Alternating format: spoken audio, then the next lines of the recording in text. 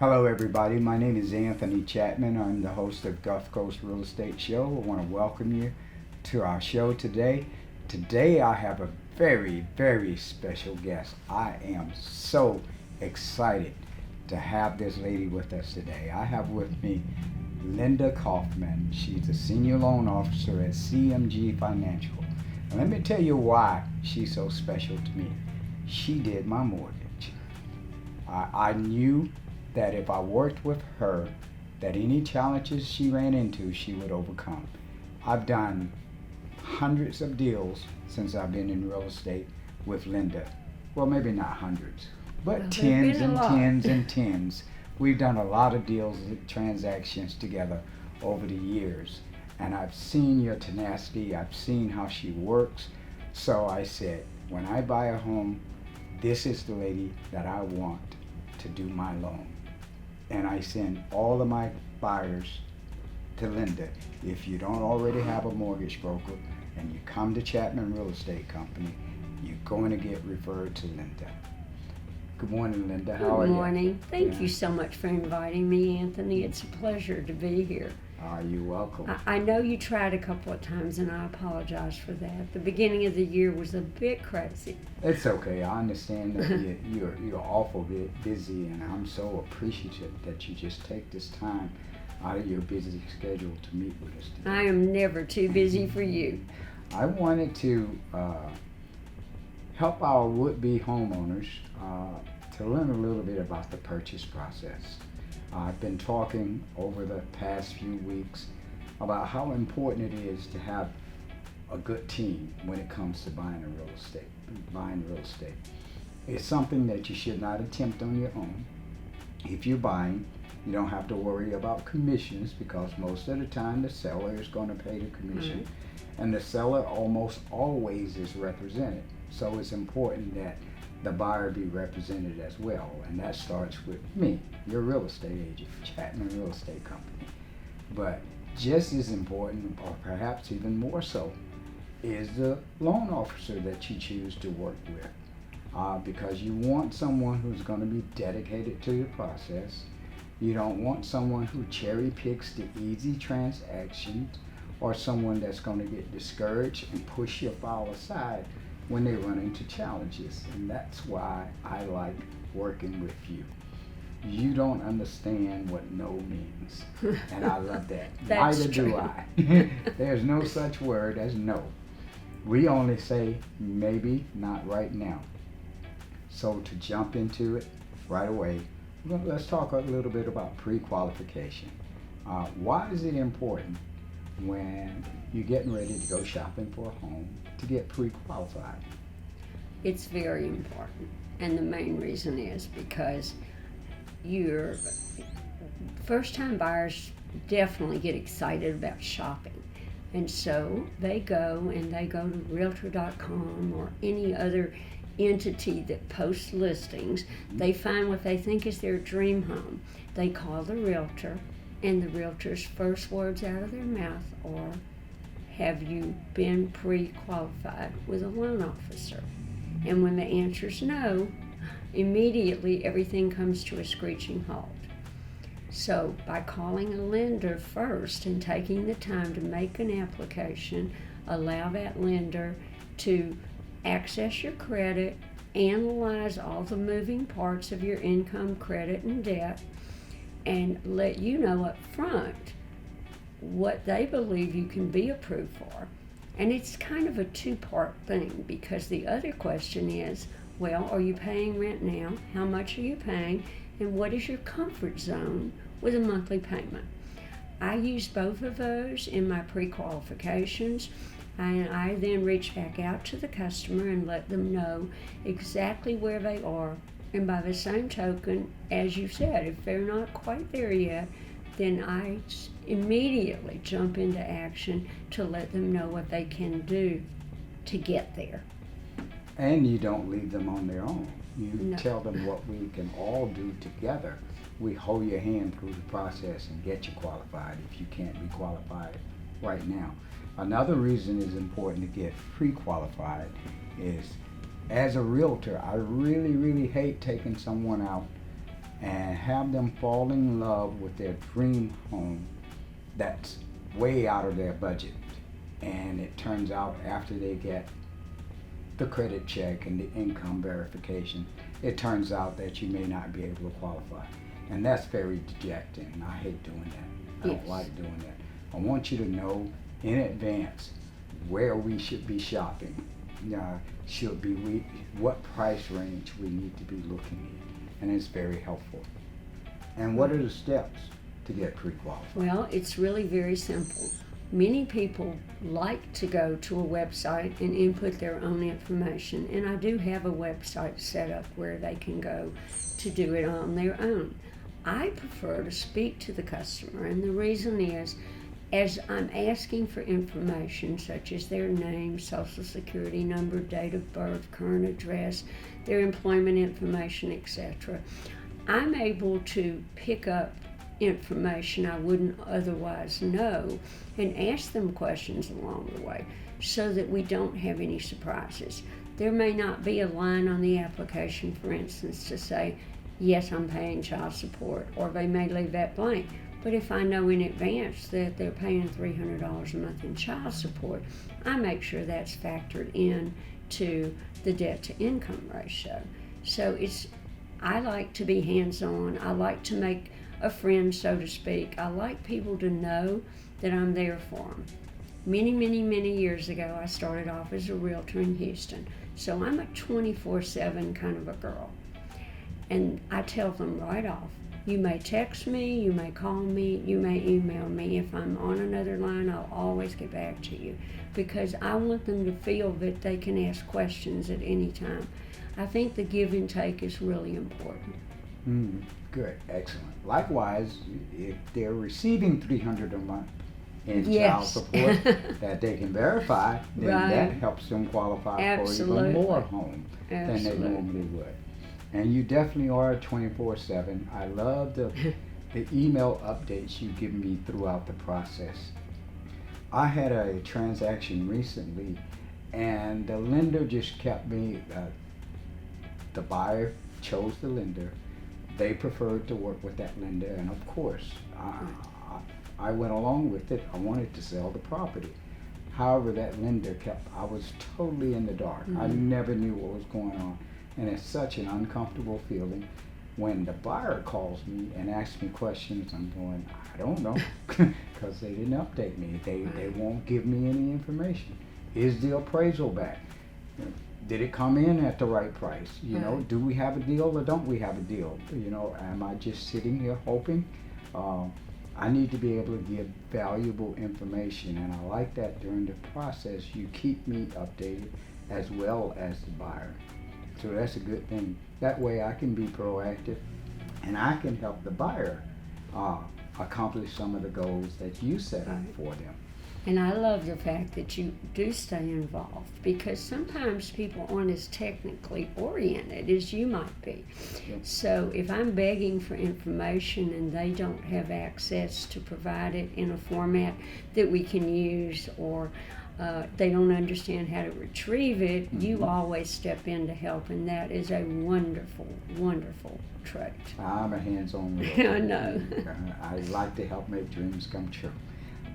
Is there a difference between pre-qualification and pre-approval? Yes, we do have a tendency to use the two interchangeably, but when I initially send you a pre-approval letter, it's really a pre-qualification letter. And the reason is I have taken the word of the customer for much of the information. Now, I do like to always retrieve a pay stub or a W-2 so that I can analyze the income and make sure we're giving them all that we can use and maybe not too much. But once I've pulled credit, it's really a credit analysis coupled with the information they've provided when we call it a pre-qualification. Pre-approval is the next stage where we really have gotten all of the documentation and they have submitted to us. We have submitted it to an underwriter. They have come back with a conditional approval and perhaps asked for additional items. And so we're deeper into the process at that point. Excellent. Isn't it amazing when it comes to income, how many buyers actually underestimate their Yes. monthly income? How they, I wouldn't say miscalculate, but they underestimate what their monthly income actually is. The main reason is because they or say, well, I take home 2,500 or I take home 4,000, and what they don't know until we provide that information to them is that we get to use the gross income before income taxes and other items are taken out of that gross pay. So it's a big difference in this day and age when you're paying a great deal in taxes. Yes, yes. What are the, I guess we've covered the two types of qualifications, pre-qualifications. One would be income qualified. You definitely want to be income qualified so that you can know that the home you're looking at, you can afford it. Right. And then there's credit qualified. And then you put those two together, that's when you get close to a pre-approval. Correct. Yeah. Correct. Now, a lot of people worry about their credit score. Does the credit score make a major difference in the interest rates that you know? Yes, it can. There's some benchmarks along the way. I will toot our horns just a little bit because I believe CMG is the only lender on the coast, and I don't know about all of Mississippi, but certainly in this market, who can do loans with credit scores as low as 580. Excellent. Yeah. Most other lenders and builders, in-house mortgage companies, etc., require a score of 620 to 640 to even 660. So the credit score guides me toward the product many times that I will suggest as the best idea for that customer. FHA, VA can all be done with a 580 credit score, but the interest rate suffers because there are price adjustments, and as you go up the spectrum of credit scores, then the rates go down and the adjustments to the pricing go down. So it's kind of a sliding scale, and it changes daily. So now you mentioned product. Now money is a product just like anything else. A car is a product, whether it be a Mercedes or a Ford or a Chevy or a Cadillac, they're all products. true. Money is a product as well. And different companies have different variations of that product, which is why it's important to go to a loan broker such as Linda. Now, I'm not talking anything bad about your banks or your credit unions. If you want to use them, you have a good relationship, you're more than welcome. But oftentimes a loan broker like Linda would have a variation of products that, as opposed to trying to force you into a fit to a product, you can make the product fit the individual and the individual situation. Right. For instance, if they have a lot of student loans, or if they're on the lower end of the spectrum of the credit score, this is a product that's going to work for you versus the higher end of the credit score. This might be a better product. Oh, you're a veteran. This is a good product. Oh, you don't have any money down? Well, we have this product. Or you need down payment assistance or closing cost assistance. Here's a product that's going to work for you. So Yes. I like that. And we have all of the above. As a mortgage banker, we have all the typical VA, FHA, USDA, conventional, but we also have what we call niche products that have been created in-house that allow us to do things that we might not otherwise be able to do. Excellent. We have just introduced a new professional loan for doctors, nurses, etc. We had one previously that we had pulled back on, but we have just introduced a new one. By the same token, we have in-house products that will allow us to bypass some of the pricing adjustments that Fannie Mae and Freddie Mac added to their conventional loans back in April of 2022. And by using one of our in-house products instead, we are able to offer better pricing to the customer. Excellent. We're going to circle back on the interest rates in just a moment, but I'm going to take a minute to toot my own horn. As a realtor, I pride myself on knowing the lender's products, not as well as they do, but I know what they can offer. So during my interview process, when I first start working with a new buyer, that's one of the things I'll do. I'll ask the kind of questions that will help me steer them toward the right lender with the right program. Now, I said we're going to circle back on interest rates. CMG has something very, very interesting regarding the interest rates, and 5 years, and at the time the interest rates go down. Right. Can you talk a little bit about that? Yes, we set that up back in November when rates began to skyrocket, and customers were very reluctant to go forward at that point. They wanted to take a wait-and-see attitude. And we all knew that that was probably not in their best interest. So our company set up and offered, and it is still in effect, a refinance, whereas if at any time within 5 years after the purchase, the rates drop at least 0.5%, then we will cover the cost of refinancing. And by that I mean we'll waive all of our internal fees, we'll pay for the appraisal and credit report, and we'll give them an extra $1,000 to cover the attorney fees and the title company fees. So it's kind of a no-brainer. Yeah, that'll just about cover it one. Yeah. Okay, excellent. That's excellent. That's excellent.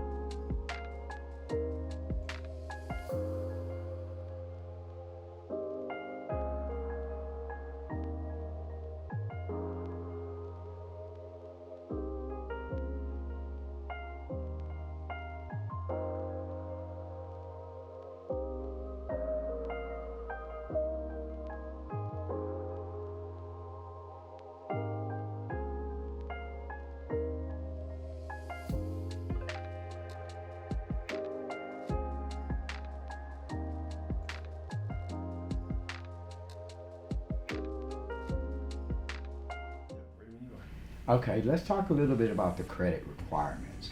I know we've been talking around it, but basically, you mentioned the minimum credit score is 580. Okay, what if the score is below the minimum? Well, here I go. If the score is below the minimum, I say, okay, we got this. If you'll just make application and let me access your credit and review everything, more than likely I'll be able to get your scores up very quickly. I have an in-house credit rescore program. It's a simulator, if you will. And within the first week of pulling the credit report, I'm able to go in and ask it, how do I get the scores up? Is it paying down a credit card perhaps? So you say, computer, what must I do? Am I able to go in and pay down one of your credit cards and get to that magic 30% or less to get it to? Or does this have to do with perhaps an old collection that we need to figure out how to settle or get removed? Is it that you don't have enough credit? And sometimes, believe it or not, first-time home buyers have very little credit.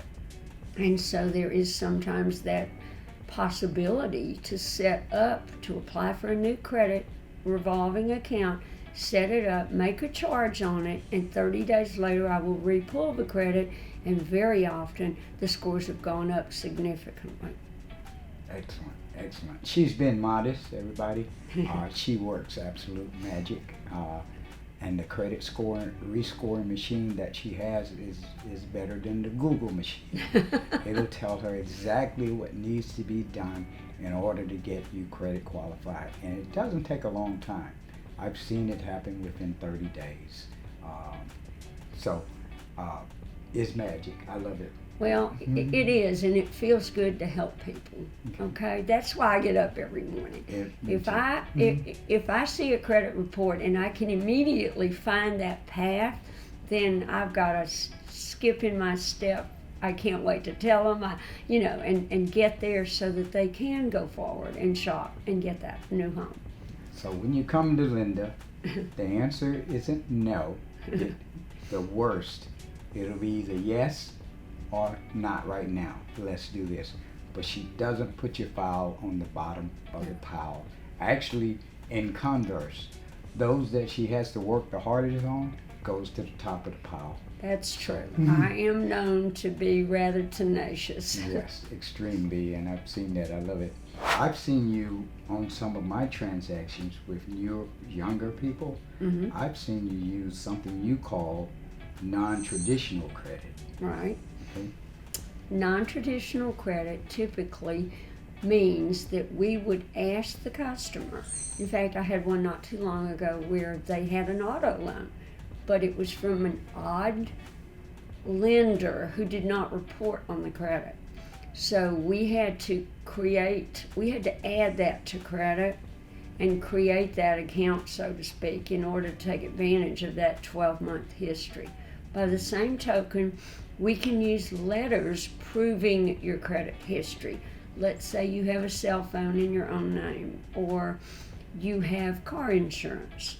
If I simply get a letter stating that that account has been opened and paid as agreed for 12 months or longer, those can also be used as alternative credit. By the same token, we can suggest a quick fix might be if you have a parent or a relative who would be willing to add that person to their credit and piggyback off of it. Let's say they have an open revolving account with a $5,000 line of credit. They rarely use it. They usually keep a very small balance. It's been open more than 12 months. By simply adding the customer to that account, that credit immediately starts reporting in their name. So if I did that for my daughter, I don't really have to give her a credit card. Correct. I just add her to the account. Yes. And she gets credit for my good payment Yes. history, going back from when I opened the card 5 years ago. Correct. So it looks like she's had credit for 5 years. Yes. And that helps her score. Yes. Excellent, excellent. I love thinking outside the box. Should a person attempt to fix their credit on their own? What I do is I don't ask, I beg them not to start anything until they allow me to pull credit and review it. I'll tell you why. Very often they think they're doing a great thing. If they pay off and close, say there are only 2 revolving credit cards, immediately their score is going to start dropping based on the fact that they have removed their best sources of credit that boost their scores. Exactly. So, yes, it may be too high, their balance, but if we simply get that balance way down, we'll want to most definitely leave that account in place and open. Well, free tip, everybody. You want to keep your credit card balances around, most experts say 30%, but I like 25%. So you want your credit, your revolving credit, your credit cards to be 25% of what your limit is. For instance, if you have $1,000 limit, you don't want your balance to be over 250. Once it goes over 250, then it starts having a negative impact on your score, even if you pay it on time every time. It's still, the higher the balance, the more it impacts your score in a negative fashion. Correct. Let's talk about student loans, collections, and charge-offs. Okay. Student loans. Right now, everyone is confused because student loans have been in forbearance for the last 3 years. Mm-hmm. But that said, I'm still required as a lender to factor in a monthly payment for most student loans. Mm-hmm. Each product is different, so I'll give you several examples. A VA loan, for instance, if there is a deferment on that payment, a natural deferment for 12 months or longer, we don't have to factor in a monthly payment. Mm-hmm. If someone has, and I have one I loaded last evening, $190,000 in student loan debt and fairly good credit scores, then we're going to definitely have to worry about that from a standpoint of the debt to income ratio. They are using an FHA loan, and I'm required to use 0.5% of the loan balance for a payment. Another instance I had just recently, a customer has been a school teacher for 10 years, and she's in the process of having all of her student loan debt forgiven. Mm-hmm. So there are a lot of, and all I'll need then is the documentation to show that it is indeed forgiven. So student loan debt and payments are definitely tricky, but there's a way to cut through and get around them very often. Don't let that stop. Income-based student loan payments, Mm-hmm. as long as their credit scores are high enough, I would flip into a conventional loan where we can actually use whatever they can prove in documentation is now their required minimum payment. Yeah, mine was $30. So Right. that's all had to be calculated Yes. into mine. Right. Excellent, excellent. Let's talk a little bit about loan programs and assistance that's available to help you purchase your home. You talked about the types of mortgage loans, VA, US. We didn't talk about the 100% financing. And there's a misnomer out there. You can correct me if I'm wrong. Mm-hmm. Now, are there any first-time buyer programs, or are there just programs that's available to benefit first-time buyers? Thank you There's no so such much thing. for putting that on the table. Probably a half a dozen to 10 years ago, there were first-time home buyer programs, but everyone dragged that forward, and that's the first thing I hear. Well, I'm a first-time home buyer. I want that first-time home buyer program. There is no such thing. Nope. But we do have down payment assistance programs that very frequently will, if let's say they're doing an FHA loan, will have adequate funds out of that down payment assistance to cover that 3.5% down payment requirement. By the same token, let's say they're doing a USDA 100% loan if they're buying in an approved area and their debt ratio and credit scores will work within the confines of the program. Then you might consider still piggybacking down payment assistance if the seller is not willing or able to contribute a seller concession to help pay the closing costs and prepaids. Excellent. So basically,